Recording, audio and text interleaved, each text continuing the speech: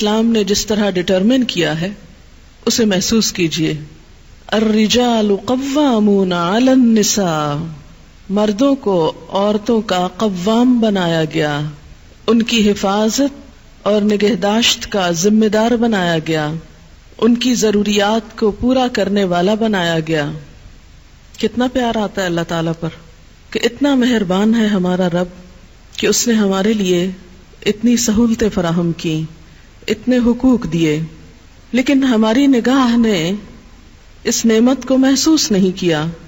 اور شاید وجہ یہ تھی کہ ہمارے مردوں نے اپنی ذمہ داری کو محسوس نہیں کیا اور اپنی ذمہ داری ادا کرنے کی کوشش نہیں کی.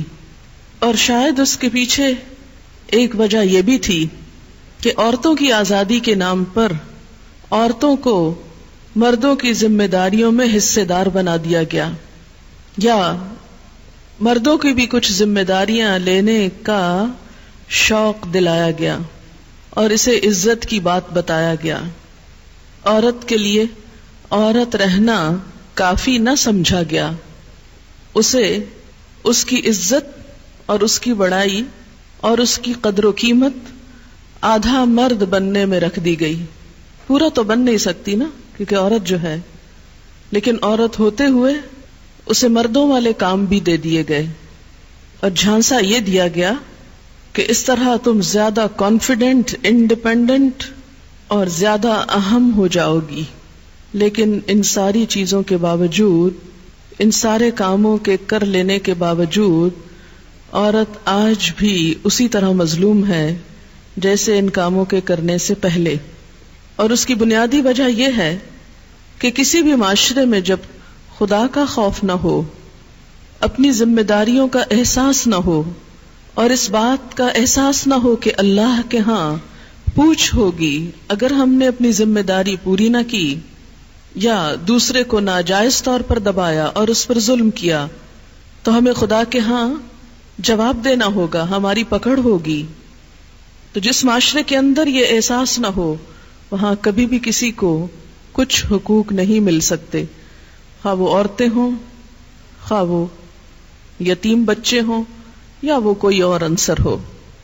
ایک گھر کی کنگڈم میں اللہ نے مرد کو قوام بنایا کہ تم گھر والوں کی، اپنی اہل و عیال کی ضروریات پوری کرو. الرجال قوامون علی النساء، مرد قوام ہیں عورتوں پر. یہ آیت عورتوں کو اپنی آزادی میں خلل ڈالتی نظر آتی، اس لیے بہت ناراض ہوتی. وہ ناراضگی اور بڑھ جاتی ہے جب اردو ترجموں میں وہ قوام کا ترجمہ حاکم پڑھتے ہیں. یہاں بیسیکلی خاندان کو ایک چھوٹی سی سلطنت سے تعبیر کیا جا رہا ہے کہ گھر کی دنیا ایک چھوٹی سی کنگڈم ہے، اس کنگڈم میں اس کو چلانے کی ذمہ داری مرد پر ہے. قوام ذمہ داری کی طرف اشارہ ہے، قوام کہہ کر ذمہ دار بنایا گیا. اب آپ دیکھیں کہ ذمہ داری لینا اور ذمہ داری ادا کرنا کوئی آسان کام نہیں.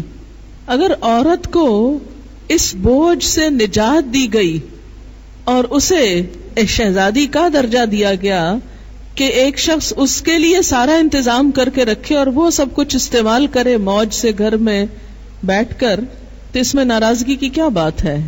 اس پریشانی کی کیا بات ہے؟ اس میں غضبناک ہونے کی کیا بات ہے؟ اللہ تعالیٰ نے تو عورت کو اعزاز بخشا ہے گھر کی ملکہ بنا کر.